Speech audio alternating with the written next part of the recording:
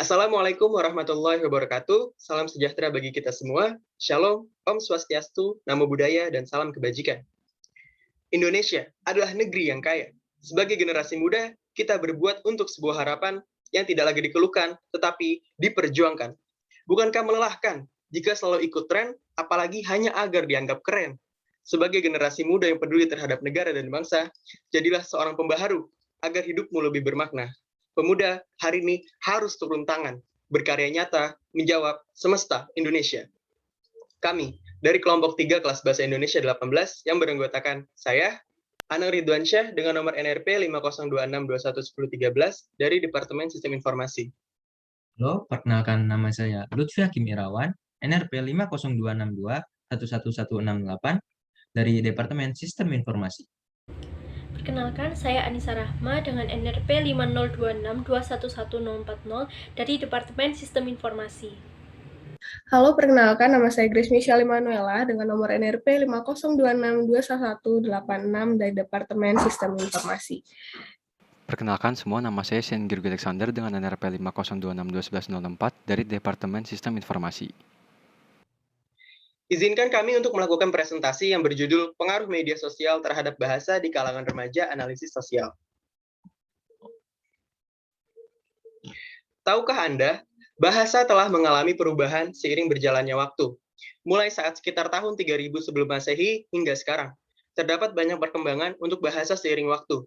Pada saat ini, faktor lingkungan yang merupakan pengaruh terbesar dari perubahan tata bahasa berupa penggunaan bahasa yang variatif di media sosial, khususnya bahasa gaul yang umumnya merupakan pemodifikasian kata baku menjadi kata baru.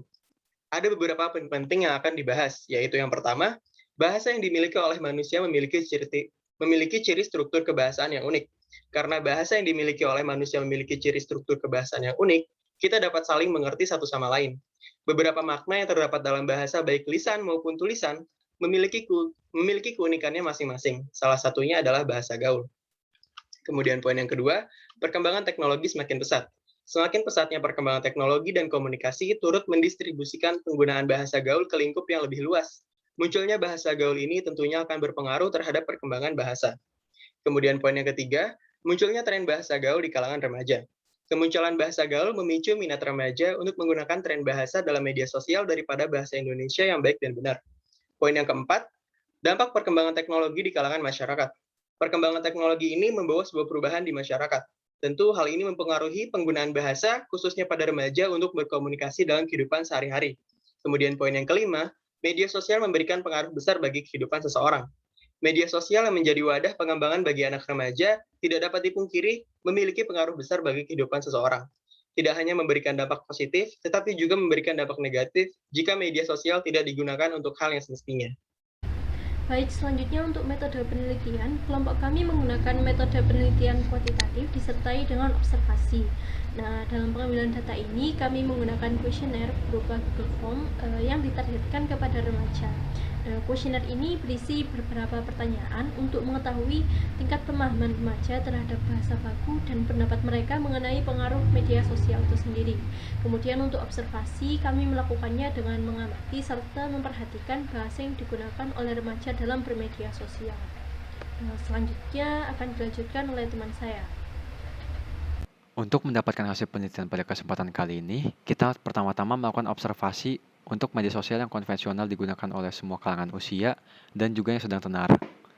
Dari hasil observasi yang kita gunakan, kita dapat memvalidasi masalah yang ingin kita angkat, yaitu banyak sekali pengguna media sosial yang tidak menyadari mereka menggunakan kata tidak baku di media sosial tersebut. Untuk kuesioner pada kesempatan kali ini, kita bagi berdasarkan usia responden. Jika menurut Menteri Kesehatan Republik Indonesia pada tahun 2010, rentang usia untuk kalangan remaja berusia 10-19 tahun, maka pada kuesioner ini terdapat 53 responden remaja dan 3 responden dewasa yang untuk responden dewasa masing-masing berusia 56, 20, dan 23 tahun, dan untuk responden remaja berentang usia dari 14 sampai 19 tahun. Sehingga kita mendapatkan perbandingan atau rasio responden, usia responden yaitu 53 responden remaja dibanding 3 responden dewasa. Jika kita mengambil perbandingan ini dan menempatkannya dalam sudut pandang yang lain, jika saya memberikan kuesioner ini terhadap 26 keluarga yang berbeda, yang terdiri dari satu ayah, satu ibu, dan 2 anak.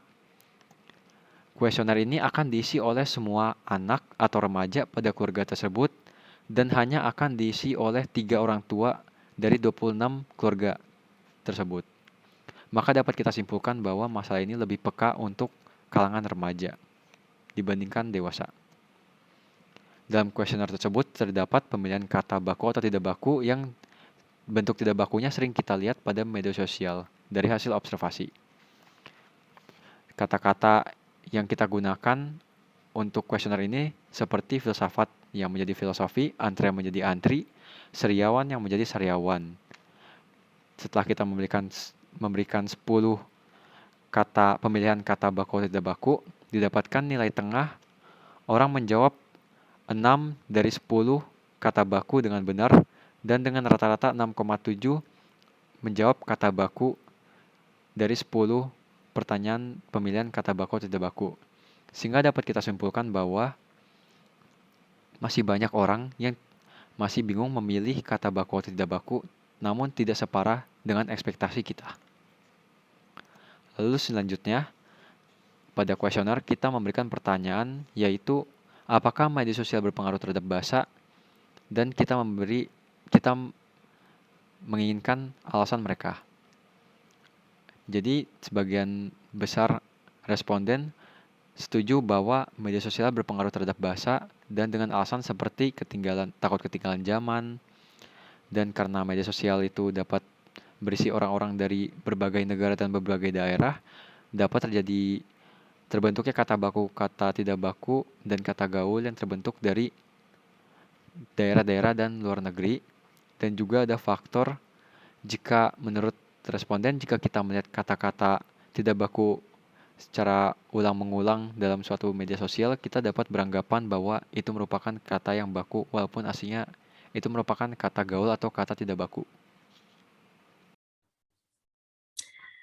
Dari hasil penelitian yang sudah kami lakukan, selanjutnya saya akan membahas pengaruh media sosial ke dalam beberapa poin. Yang pertama, tergesernya penggunaan bahasa Indonesia oleh bahasa gaul, yang dimana menjadi masalah bila jika digunakan karena bahasa tersebut hanya dipahami beberapa kelompok atau penggunaan kata asing yang dianggap sebagai bahasa yang keren ataupun update. Jika kondisi ini terus berlangsung, dikhawatirkan bahasa Indonesia sebagai identitas bangsa dapat luntur. Yang kedua, menyulitkan pemakaian bahasa Indonesia. Adanya penggunaan bahasa gaul ini mampu mempersulit penggunanya ketika diharuskan berbicara dalam lingkup yang formal. Misalnya dalam pembuatan tulisan ilmiah, seseorang akan kesulitan menulis jika tidak terbiasa menggunakan bahasa Indonesia yang baik dan benar. Yang ketiga, semakin sedikit yang menggunakan bahasa Indonesia. Dikarenakan faktor lingkungan yang merupakan pengaruh terbesar dari perubahan tata bahasa berupa penggunaan bahasa yang variatif di media sosial, sehingga dapat membuat remaja tidak mengenal kata baku lagi. Yang keempat ialah semenjak pandemi COVID-19, remaja tidak mendapatkan pendidikan moral yang cukup. Akibat pandemi COVID-19, remaja jadi minim pengawasan dari guru-guru, di mana bila dalam pembelajaran tatap muka, remaja dapat memperoleh pendidikan moral dan cara berbahasa yang baik. Dari kondisi tersebut diperlukan adanya upaya-upaya untuk mencegah. Upaya yang dapat dilakukan untuk mencegah dampak negatif pada media sosial, yang pertama ialah dengan melakukan penyerapan atau penyeleksian bahasa yang baik dan juga yang buruk. Lalu dalam penggunaannya sendiri harus melihat kondisi dan tempat, dikarenakan suatu bahasa punya takaran yang harus digunakan, kapan, dan bagaimana bahasa tersebut diucapkan, terutama dalam menggunakan bahasa gaul. Selain itu, kita bisa belajar mengenai etika berkomunikasi dan berbicara yang benar, menyelipkan sebuah edukasi berbahasa yang baik dan benar di dalamnya, serta dibungkus dengan gaya penyampaian yang menarik agar orang dapat aware terhadap hal-hal tersebut. Sekian, terima kasih. Selanjutnya saya akan membahas tentang kesimpulan. Berdasarkan penelitian yang telah kami lakukan pada era pandemi COVID-19, dapat disimpulkan bahwa media sosial berpengaruh terhadap bahasa di kalangan remaja Indonesia.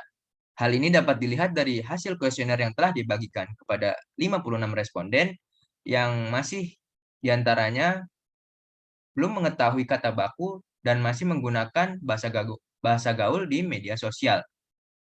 Hal ini membuat kita untuk perlu peningkatan dalam kesadaran para remaja dalam penggunaan bahasa Indonesia yang baik dan benar.